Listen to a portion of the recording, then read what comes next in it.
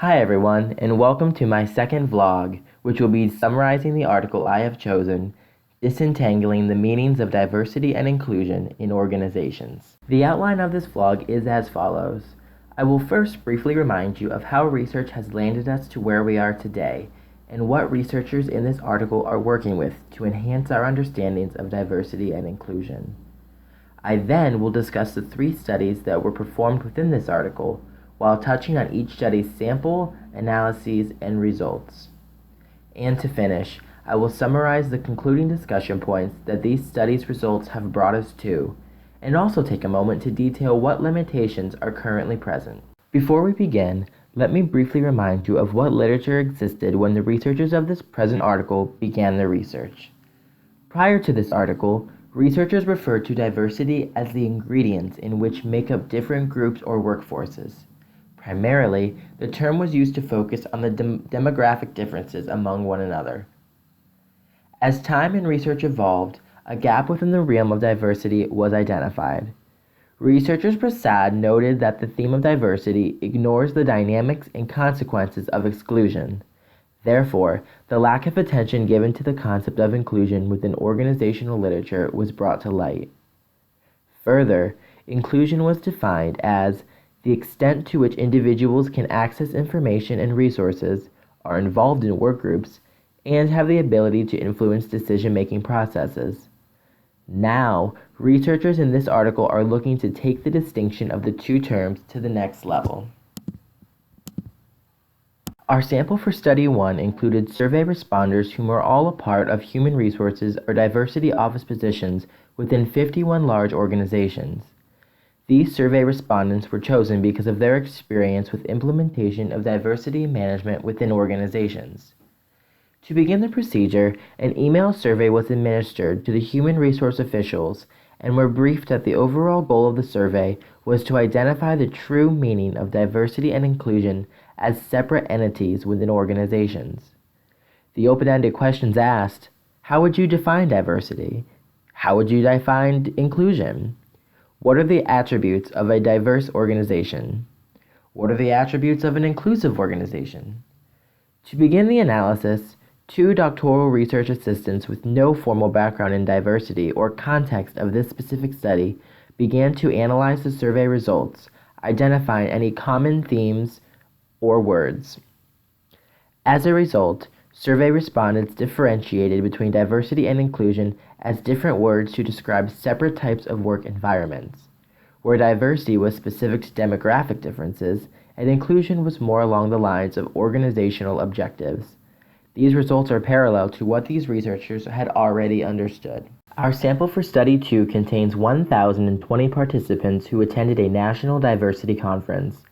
These individuals were chosen as they have much business experience with the management of diversity.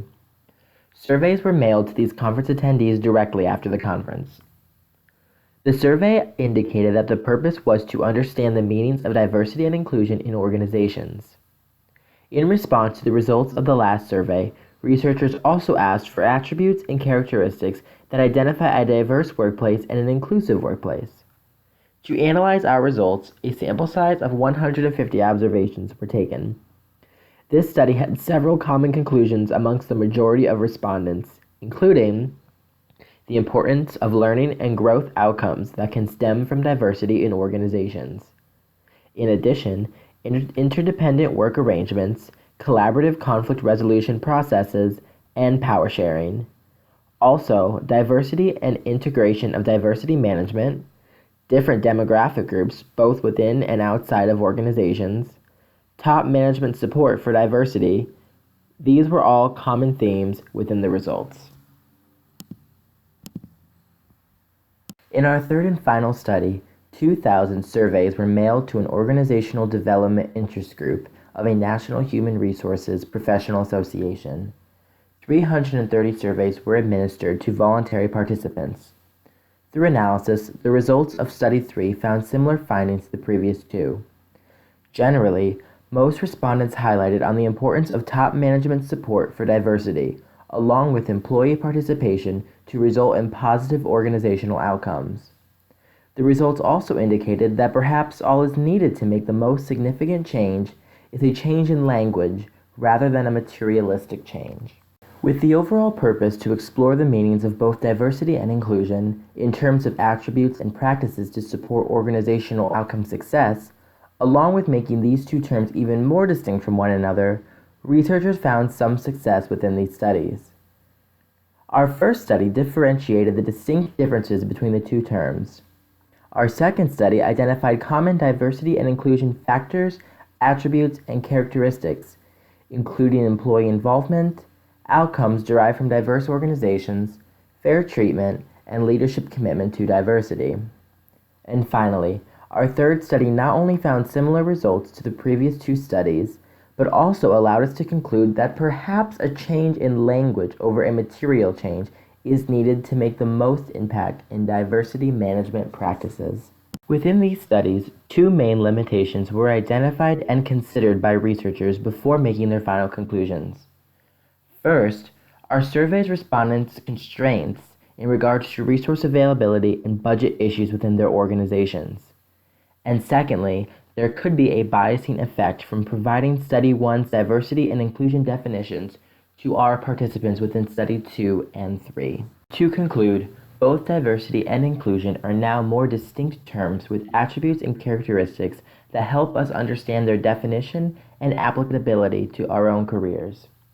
While there is room for additional research to evolve these terms as even more distinct, the highlighted similarities and differences between both diversity and inclusion within this article serve a great purpose to help anyone within their career promote equality for historically disadvantaged groups, as well as creating and maintaining organizations where employees can be their true, authentic selves, bringing their full set of skills and talents along.